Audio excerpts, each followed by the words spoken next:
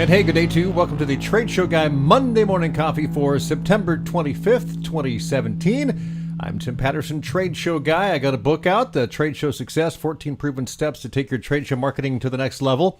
You can get that free, the digital version, at Trade Show Book. I can't even remember. TradeshowSuccessBook.com. There you go. You can also find it on Amazon. I'm a blogger at TradeshowGuyBlog.com. And my main thing that consumes my time is that I'm a project manager for the company Trade Show Guy Exhibits, which is a company I founded several years back. So on today's video blog / podcast, I wanted to check in with Mel White. He's the VP of Business Development at Classic Exhibits to talk about a few things, including rental exhibits and some updates to their exhibit design search, one of the greatest exhibit finding tools you'll ever find online. Link in the show notes. Classic Exhibits has been the go-to partner for us here at Trade Show Guy Exhibits for a long time, and they're a great strategic partner.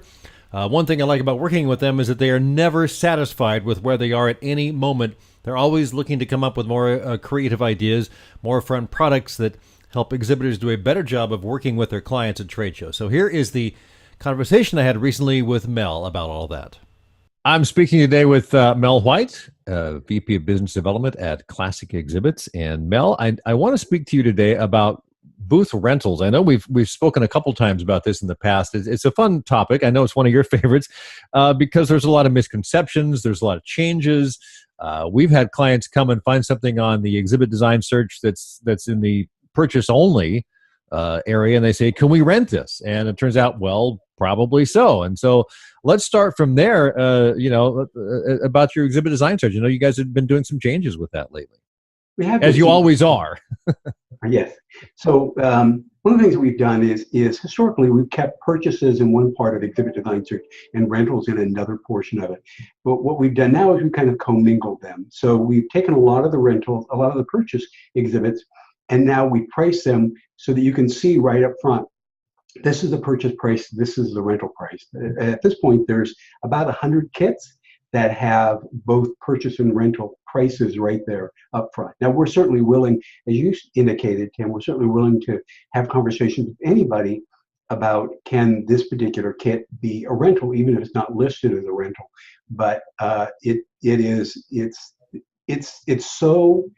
it's so wide open right now, and rentals are so different than they were in the past, in that most people, us included, are willing to customize just about anything in order to ensure that the rental conforms to exactly what their trade show marketing needs are.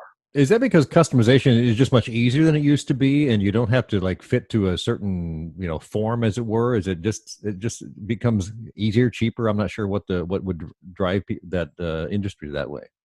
I don't think it's any easier. I think it's a situation where more customers are requesting customization.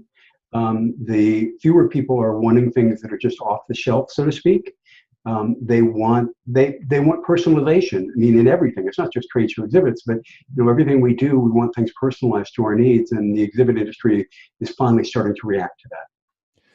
Why would a company want to rent versus buy? I can think of a number of reasons, but what do you hear? The one reason I hear, as you said, Tim, there's a number of reasons. One, they may not have the budget to purchase, and a rental can be anywhere from half to a third of the price of a purchase, at least for the second or the third one. But a lot of reason anymore is because we do customization, people just don't want to own it. They don't see the value in owning the same exhibit with the same look for 2 or 3 years. They don't want to own it, and they want to make changes from show to show. And having a rental exhibit gives them that flexibility to make changes, from show to show, and even going from a 10-foot exhibit to an island exhibit, depending on what their needs are. And one of the, of course, rules of thumb that we've heard for years in this industry, you and I both talked about this, is that if you're going to rent something after about the second or third rental, you've paid for it. Is that accurate, or is there more involved in that? It really is accurate, and it used to be a driver, but it's less of a driver now. People understand that, yes, if I rent long-term on this over a series of years, it's going to cost me more, but it's not as important now, because I'd much rather have the flexibility of changing things up. And frankly, I don't want to store it, or I don't want the storage expense. I'd rather have the flexibility, the options of doing something different, even if it's going to be a little bit more. I don't know if there's a sweet spot for an exhibitor that would make sense to rent, but I do have a client in Manhattan that rents a booth for a couple of shows every summer and fall, and they have no place to store it. They don't go to a lot of shows. They're small shows, and so renting makes the most sense for them. And then I've got clients that really want to have the same dominating look that is only gotten by a custom booth at the same big shows every year. And for maybe the smaller shows, they'll have just a smaller unit or a smaller version of it. But again, there's no real sweet spot, it seems like. But those seems to be the categories that the rentals, that choice is made. It is, but it's not even either or anymore. I mean, there are a number of clients that do own booths, that own a booth, but let's say they own an island and they go to a couple small shows and they just don't want to buy the 10 by 10 or 10 by 20 islands. They'll rent the inlines for those particular shows, but take the island that they own. The other portion is, and this is not uncommon either, is that they'll own part of the structure of the island, Right. but the peripheral, the accessories around it, they don't own, and they rent those. One year they may decide they want this type of counter versus the workstation versus the charging station, any of those. They rent all of those items. So there's, again, I mean, it's not as black and white as it used to be. Yeah, and that's exactly what I was going to get to. We have a client that has a large island, but they have counters which are rentals, and they've indicated now they think that after they've had them for a couple of shows, they want to go ahead and purchase them so that they have that as part of their package. They know what they're getting into. Just because they know it works for them, they don't want to pay for it as a rental 4, 5, 6, 7 times. They just want to purchase it once, and then they've got it. So again, every company's got a little different approach to renting. Yeah, there is a little bit of a misunderstanding too, because people, when in this day and age where most of the graphics are attention fabric graphics, when people buy the exhibit, they think, okay, I've made the major purchase, I'm fine for the next 2 or 3 shows. But the reality is, and you and I have experienced this time and time again, they get to the next show and they change all the graphics. They change all the graphics, yeah. Then they get to the show after that and they change all the graphics. So at that point, they really are they're altering things up. And the only thing that stays consistent is the structure. And the structure is not that big of the expense in many of the more modern trade show exhibits. Yeah, and the graphics, I mean, if they're the larger, what's very common these days, the larger backlit, the light box versions, they really dominate. And so changing the graphics can virtually change the look and feel of the booth from show to show very drastically. Exactly. So let's talk about Exhibit Design Search a little bit. I know that's one of your favorite tools to talk about. You've given seminars and webinars and things like that. What, other than you're commingling some of the rentals versus the purchase units in there so people can see that in there, what else is going on in there? Well, I think the big thing that's going on is that we continue to refine the My Gallery tool. The My Gallery tool is the ability to save kits or save designs, save articles, and save photos within my gallery, and be able to send those particular items to, in your case, to your clients, or for our clients to send those to folks within their own organization. And the nice thing about it is it gives people a chance to not only just see one portion, not just one portion of trade show marketing, which is the exhibit, but also be able to see photos of what other people have done, and to learn a lot more about trade show marketing through these articles and through your advice and certainly the information that you put out, Tim. Yeah, exactly. And one thing I really love about Exhibit Design Search is that you can drill down to so many different things. If people have a budget, you can drill down to a lower budget or a high budget, the size, and you can show so many different things very quickly and very easily. And a lot of people that I talk to have never seen it before. And so when they look at it, they go, oh yeah, this is great. And frankly, sometimes it's a little overwhelming because there is a lot of stuff there. But again, I'm still finding that, there are articles in there that I can share, and I don't think of that much because that's not my main purpose of using it, but there's that. And then of course the past 5 days, all of the pictures of things that actually go through your shop, and to see what things actually look like and what they've been customized. from a kit or something that has something a little bit different from what the renderings would present. One of the things that I encourage people, especially on the photos, is to look what other people have done and kind of learn from how they've done graphics, because most graphic designers don't spend a lot of time in 3D design. They're designing websites, they're designing print articles, but as far as 3D design, that they may only do that once a year. They may only do that 3 or 4 times in their lifetime. And going to the photos and seeing what other people have done really is a great educational tool, so they can get closer to where they need to go on the exhibit that they're working on.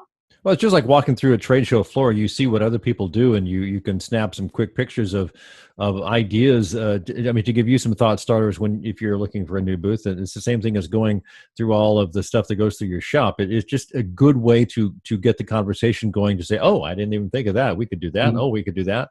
I think that's one of the most useful things of what that particular element is, as well as all of the different designs that are there in the exhibit design search.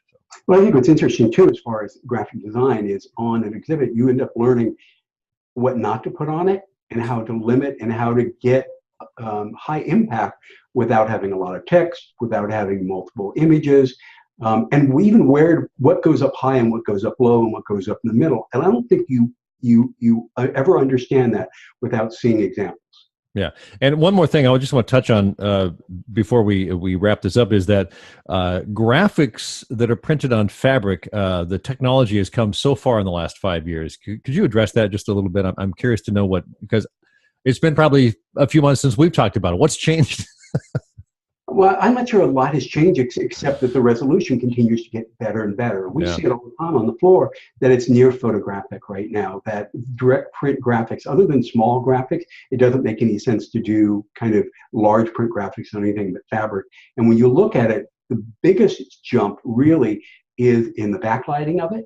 That was always a little bit of struggle. Sometimes some things that were printed that were red, by the time they were backlit, they turned a little pink. Now what we're seeing is they've gotten to the point that a red is a red and a green is a green. As long as you indicate what you want the PMS color is, they will compensate for the backlighting to make sure it's exactly what you want. So the color is more true, and the lighting behind it, the LEDs, the cost, I believe, has dropped, as well as the efficiency and the whatever you call the lumens that light the whole thing up. Is just brighter and more effective. It's stunning stuff. It really is. Well, and it's not only brighter. It's just that the durability of those fixtures and those lights, they'll last much longer than you will ever need those lights to last. Yes. Most of those have a illumination life of like 50,000 hours. Wow. Mel, it's been fun talking to you. Did I mention when we set this up, because I may not have, that you could share one good thing to wrap up our podcast? I didn't mention that, did I? You did not mention that. Oh, man. Well, can you think of one good thing? It could be a book. It could be a place you went. It could be something you did over the summer. It could be a movie you went to that you think, I remember this. I'd like to share that. So if there's anything that comes to mind, and there's no penalty if you don't. Mm-hmm. So. I would think that I will say the most exciting thing that happened to me this summer was going to Salem and witnessing the eclipse. The Salem Volcanoes baseball game at 9 a.m. That's right. They did that. Yeah. My wife is a Girl Scout leader, and she took the girls, and we went down there, and it was a once in a lifetime event to be able to experience it with them and see totality for over 2 minutes. At a baseball game. It was probably close to sold out. And with a bunch of folks from NASA who gave all these great PowerPoint presentations about what was going to happen. Oh, very cool. Very cool. Mel, it's been great talking to you. I appreciate it. Thank you so much. Thank you, Tim. Always a pleasure. Thanks again to Mel White at Classic Exhibits for that great and fun conversation. Today's trade show tip: know exactly how you're going to collect that lead generation information when you're at the trade show, when those visitors come to your booth. There's no right way, there's no wrong way, there's just the way that works best for you. If you're very digitally inclined, you've got a way to do that. If you're scanning badges, you know where that information is going. Maybe you use an electronic system such as an iPad. Others get by just fine with a notebook or even writing notes on the back of business cards. Whatever your method, the best practices for lead generation would include the following: Make sure you get name and contact information. Duh. Product or service they're interested in. Follow-up. When and what is involved and what kind of follow-up is it? Is it in person? Is it on the phone? Is it via email? And make sure that you both agree as to exactly what happens next and when. Then there's no surprises. There's no mutual mystification. And finally, I want to close out this show with one good thing. Steely Dan has been on my mind a lot these days. You may have heard that Walter Becker of Steely Dan passed away earlier this month at the young age of just 67. With his songwriting musical partner Donald Fagen, the two came out of Bard College in the late 60s and early 70s and created the iconic duo Steely Dan. The band, a lot of studio musicians, along with the main two songwriters and musicians. Now, as a young musician myself, who loved good music and loved to hear it on the radio, it didn't get much better than Steely Dan. In fact, I can confidently say that for at least a decade, from my late teens to probably my early 30s, I had Steely Dan's catalog on high rotation in my house. Really good stuff. So, hey, play some Steely Dan for yourself today, and have a great week.